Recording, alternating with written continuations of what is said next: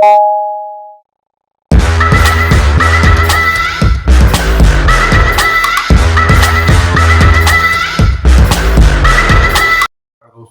समाचार विश्लेषण पर आप सभी का स्वागत है।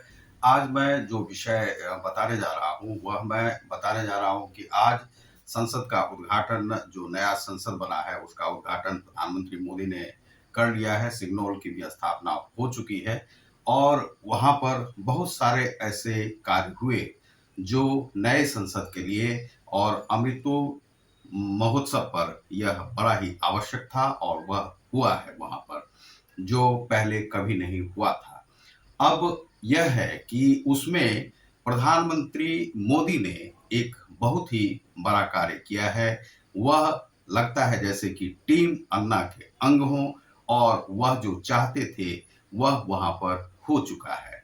और वह विशेष क्या बात थी वह मैं आज आपको बताने जा रहा हूं। वह विशेष जो भी बात है वह बड़ा ही अच्छा है, सुखद है, क्योंकि यह जो विपक्षी लोग थे उन विपक्षी लोगों को प्रधानमंत्री मोदी या अन्ना हजारे ऐसे टीम की सराहना नहीं करते हैं और उन्हें वे नहीं चाहते थे कि वे सभी उस नए संसद में उनके कदम भी बढ़े, क्योंकि इनमें जो भी लोग हैं वे ऐसे लोग हैं जो कि हमेशा से किसी न किसी रूप में दागी रहे हैं। और वही दागी लोग जो हैं 21 पार्टियों का दल है जिसमें किसी न किसी प्रकार से कोई ना कोई नेता वहां पर दागी है और वही दागी जो है इस संसद में अभी कदम नहीं रखने पाया है।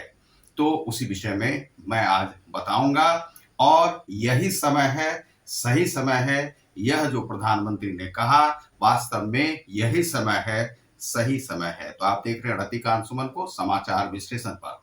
तो आज मैं वह चीज बताने जा रहा हूं जो कि बड़ा ही सुखद है और भारतीय इतिहास, भारतीय संसद, भारतीय लोकतंत्र की गरिमा को कायम रखने में वह जो है पूरी तरह से कामयाब रहा है। वह कामयाब इसलिए रहा है कि जो नरेंद्र मोदी चाहते थे कि ऐसे कोई भी दागी नेता इस जो संसद का जो है सो साक्षी नहीं बने जिस पर कि किसी ना किसी प्रकार का भ्रष्टाचार का दाग है।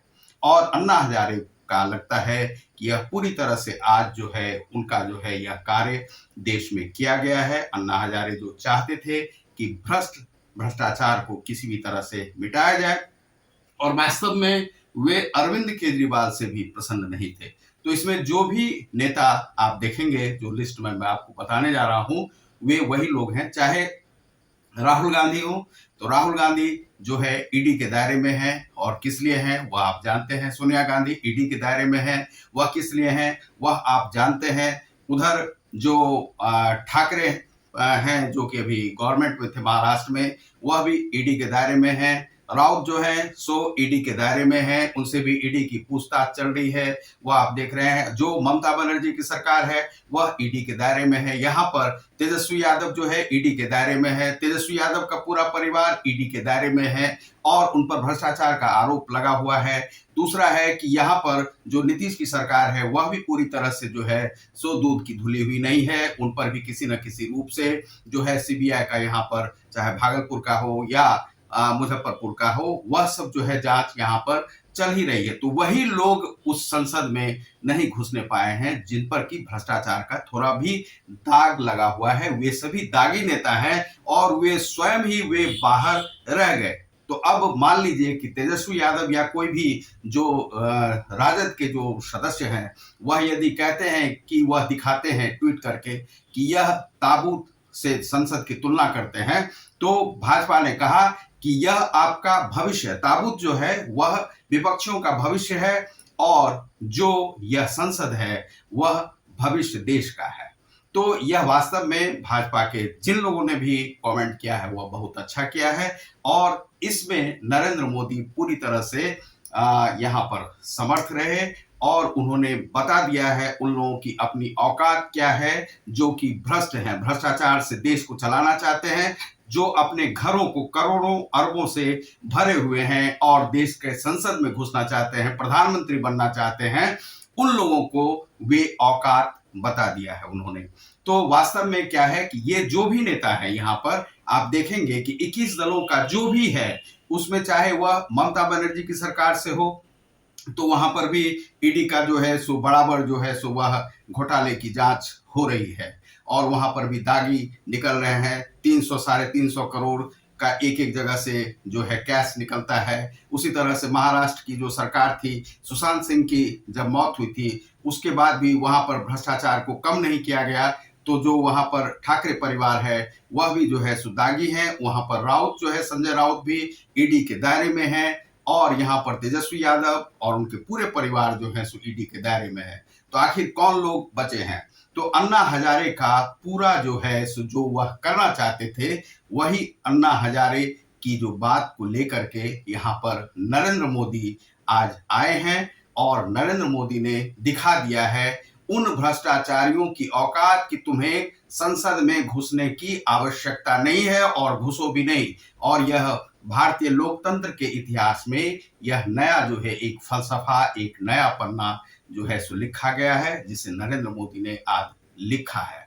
और यह राजदंड वहां पर बनाया गया है कि देश यदि चलेगा तो भ्रष्टाचार से नहीं चलेगा, देश चलेगा ईमानदारों से, राष्ट्रभक्तों से, जो देश की भक्ति देश की सेवा जो करना चाहेगा वही देश चला सकता है। ऐसे लोग नहीं चला सकते हैं, चाहे उसमें राहुल गांधी हो या भ्रष्टतम जो भी नेता है उनका जो है बहिष्कार पूरी तरह से होना चाहिए। क्योंकि जो राहुल गांधी है या कांग्रेस है वह सरकार को चलने नहीं देती है।